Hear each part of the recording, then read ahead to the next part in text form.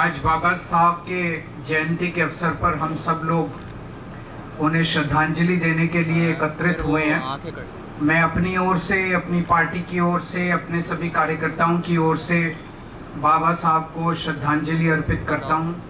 हमारी पार्टी ने बाबा साहब को और शहीद आजम भगत सिंह को अपना आदर्श माना है। हम लोगों ने ये तय किया है कि उनके जीवन के संघर्ष से हम प्रेरणा लेंगे और उनके बताए हुए रास्ते पे कदम, उनके बताए हुए संदेश के मुताबिक हम आगे बढ़ेंगे। उसी दिशा में हम लोग पूरी कोशिश करते हैं अपनी पार्टी को भी चलाने की और जहाँ जहाँ हमारी सरकारें हैं उन सरकारों को भी चलाने की। हम देखते हैं कि किस तरह से आज के राजनीति में बाबा साहब को श्रद्धांजलि देने का, माला पहनाने का, फूल अर्पित करने का कई पार्टियां और कई नेता एक झूठा दिखावा करते हैं।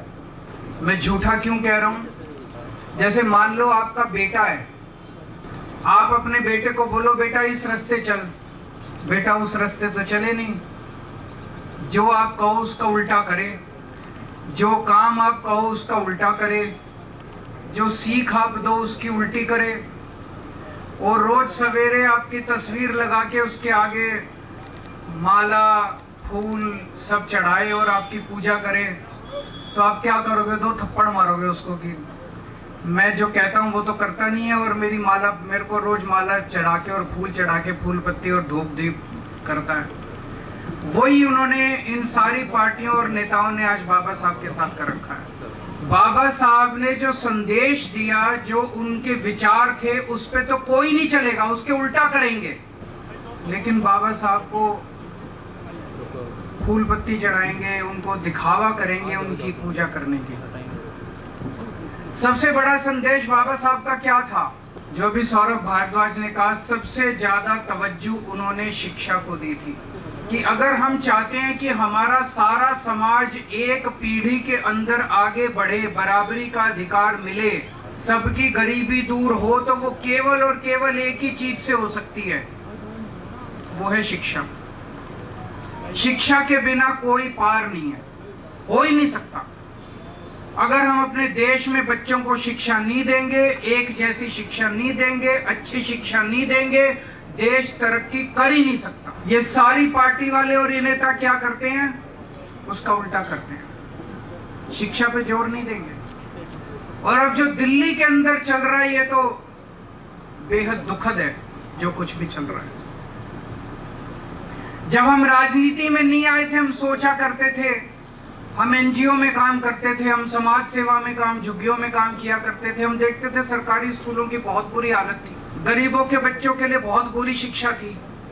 हम देखते थे कैसे प्राइवेट स्कूल वाले शोषण करते हैं माँ बाप का, बच्चों का, फीस पे फीस बढ़ाते जाते हैं, फीस पे फीस बढ़ाते जाते हैं। जब हमारी सरकार बनी, दिल्ली के अंदर और कुछ हो ना हो, हमने शिक्षा का अच्छा इंतजाम कर दिया। सरकारी स्कूल शानदार कर दिए, प्राइवेट स्कूलों को 10 साल तक फीस नहीं बढ़ाने दी, 10 साल तक इनको फीस नहीं बढ़ाने दी। लेकिन अभी 2 महीने भी नहीं हुए और इन 2 महीनों के अंदर इन्होंने पूरी शिक्षा व्यवस्था का बेड़ा गर्क करना चालू कर दिया दिल्ली के अंदर। ऐसे है जैसे अब एकदम से लूट मच गई, जैसे सारे प्राइवेट स्कूल खराब नहीं होते, लेकिन कुछ प्राइवेट स्कूल ऐसे हैं जैसे भूखे भेड़ियों की तरह झपट के मार रहे हैं पेरेंट्स के ऊपर। जो सोशल मीडिया पे देख रहे हैं, बच्चों को लाइब्रेरी के अंदर बंद कर दिया जाता है, बच्चों को क्लास अटेंड नहीं करने देते, बच्चों के ऊपर जिस तरह से तानाशाही बर्ताव किया जा रहा है कि फीस नहीं दोगे तो ये कर देंगे, वो कर देंगे, अनाप फीस।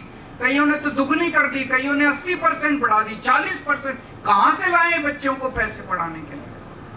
मैं भी आने के पहले सोशल मीडिया पे देख रहा था, एक आदमी कह रहा था जी 2 लाख रुपए कर दिए साल का। कहां से लाए?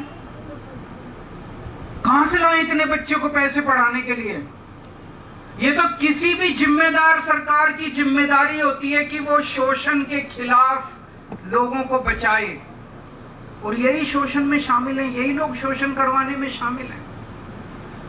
सरकारी स्कूल कितनी मुश्किल से ठीक करे थे, कितनी मुश्किल से ठीक करे थे 10 साल में। इन्होंने हैप्पीनेस करिकुलम बंद कर दिया, इन्होंने देशभक्ति करिकुलम बंद कर दिया, इन्होंने बिजनेस ब्लास्टर्स सारा एक एक करके मिशन बुनियाद बंद कर दिया। एक एक करके जितने अच्छे काम करे थे सरकारी स्कूलों में सारे बंद करते जा रहे हैं ये लोग। अभी कल गुजरात की एक स्टोरी आई थी। गुजरात के 157 सरकारी स्कूलों में 10वीं क्लास के बोर्ड के पेपर में एक भी बच्चा पास नहीं हुआ, एक भी बच्चा। 30 साल से इनकी गुजरात में सरकार है, शर्म से डूब मरना चाहिए इनकी पार्टी को कि गुजरात के अंदर 30 साल सरकार चलाने के बाद अगर शिक्षा व्यवस्था का गुजरात में ये हाल है तो अब वही हाल ये लोग दिल्ली का करेंगे। तो कहते हैं बाबा साहब के भक्त हैं। बाबा रे क्या भक्त हो, जो बाबा साहब ने कहा उसका उल्टा करते हो तुम। बाबा साहब ने कहा शिक्षा पे काम करो, ये शिक्षा का कबाड़ा करने में लगे। एक राज्य बता दो मेरे को जहां इनकी सरकार है और उन्होंने शिक्षा पे अच्छा काम किया हो, एक राज्य बता दो। कोई एक राज्य नहीं है जहां इनकी सरकार है और उन्होंने शिक्षा को ठीक कर दिया हो, एक भी स्कूल को उन्होंने ठीक। पहले मैं सोचता था 75 साल हो गए आजादी को, मैं यही सोचता था शिक्षा क्यों नहीं ठीक हो रही, क्यों नहीं ठीक हो रही। हमारे देश में इतनी गरीबी, इतनी अशिक्षा है। मेरे को लगता है कि अगर हमने शिक्षा व्यवस्था ठीक कर दी तो एक पीढ़ी में हम अपने देश से गरीबी दूर कर सकते हैं। मैं सोचता था क्यों नहीं हो रही, मुझे लगता था इनको करना नहीं आता, इनसे हो नहीं रहा। लेकिन जिस तरह से ये दिल्ली की शिक्षा व्यवस्था को बर्बाद करने में लगे हुए हैं, अब मैं पूरी तरह से कन्विंस्ड हूं कि जानबूझ के इन दोनों पार्टियों ने 75 साल में इस देश को अनपढ़ रखा है, जानबूझ के अनपढ़ रखा है। एक षड्यंत्र के तहत, साजिश के तहत इस देश को गरीब और अनपढ़ रखा गया। इन दोनों पार्टियों ने मिलकर रखा अपना वोट बैंक बनाने के लिए।